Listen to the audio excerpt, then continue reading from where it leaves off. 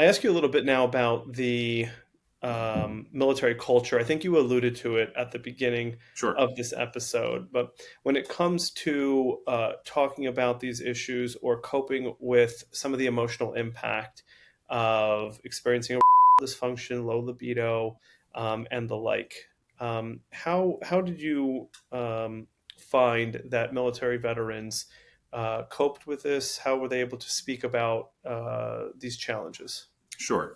So I think first and foremost, this is a topic that's hard for people to talk about in general, right? Talking about things that are very private, that are very personal, that in many ways influence how we think of ourselves and how we see ourselves, either if we think about principles of masculinity, femininity, how we see ourselves as human beings, can be impacted by our health and response. This is a topic that, just generally speaking, is a vulnerable topic to be talking about.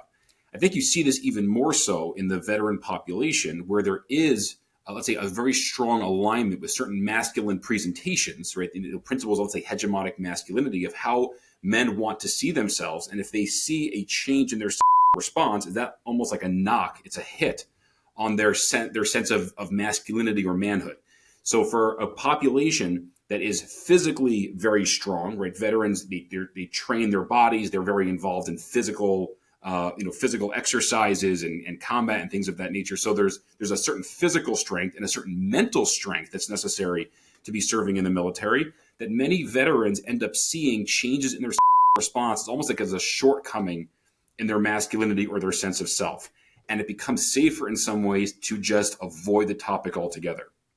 What some of the researchers have found about this is that in the veteran population, you have high rates of difficulty, but a significant majority of veterans do not come out and seek help for these issues, and have found even larger percentages of physicians are not asking about health. So you actually have a large population in the veteran community that are struggling with something, and they don't feel they have an avenue to seek help, and people aren't proactively approaching them to offer help, and you end up with many people who are suffering as a result. Yeah, I mean it's a very difficult experience that people go through. Certainly when they face combat, and it can be very difficult to talk about those experiences, let alone some of the like impact in particular in the function realm. I think I agree Sure. with you. It's hard for people to talk about this in general, and certainly in that military culture, it can be even more difficult to come forward with that.